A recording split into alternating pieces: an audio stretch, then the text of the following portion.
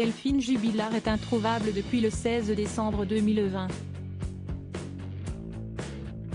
La jeune femme a mystérieusement disparu dans la nuit et elle n'a donné aucun signe de vie depuis. Est-elle partie de son plein gré? A-t-elle fait une mauvaise rencontre? Les révélations concernant cette affaire s'enchaînent et c'est Cédric Jubilard, son mari, qui est le principal suspect. Il a été mis en examen pour homicide volontaire sur conjoint en juin 2021 et est incarcéré à la prison de Toulouse 16 depuis. Il ne cesse de clamer son innocence. L'enquête se poursuit et c'est Philippe Pressec, qui représente l'une des cousines de l'infirmière de 33 ans, qui a pris la parole dans les colonnes de La Dépêche ce mardi 29 mars. Selon lui, il est indéniable que Cédric Jubilard doit rester en prison, a-t-il d'abord affirmé avant d'ajouter « L'arrêt du 22 mars est très complet et très bien motivé ». Pour l'avocat, cette détention est logique puisque le but est de conserver les preuves et les indices le temps de cette enquête, d'éviter toute forme de pression sur des témoins et d'empêcher des troubles à l'ordre public, a-t-il précisé.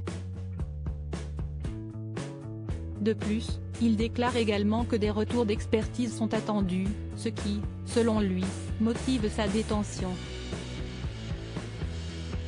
Et puis, il y a un élément de bon sens, aucune autre piste n'a permis d'identifier un suspect, a-t-il conclu. Depuis le début de cette affaire, Cédric Jubilard ne cesse de clamer son innocence et nie toute implication dans la disparition de son épouse. On recherche toujours le corps de Delphine et il n'y a pas de scène de crime. On sait aussi que Delphine était la femme de sa vie, a affirmé Philippe Pressec.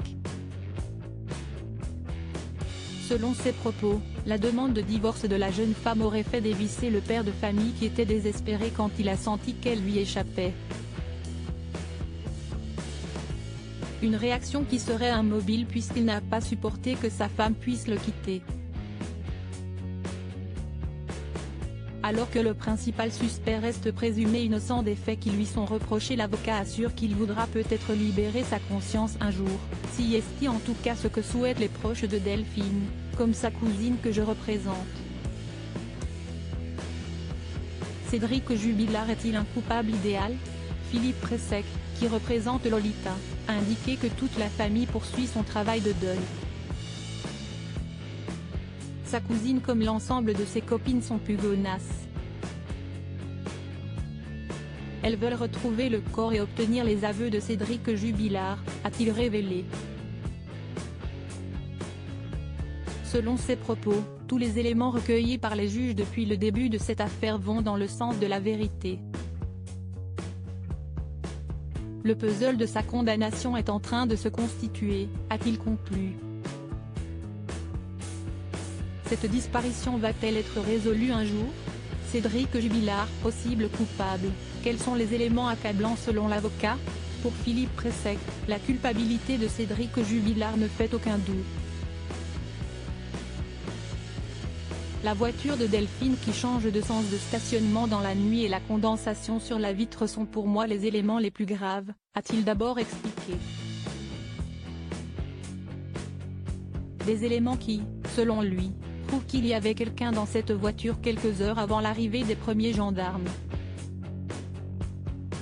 Il précise ensuite qu'il y a des petits morceaux de vérité accumulés par les juges, comme les mensonges de Cédric Jubilard, les menaces de mort contre sa femme en disant qu'il allait l'enterrer et qu'on ne la retrouvera jamais.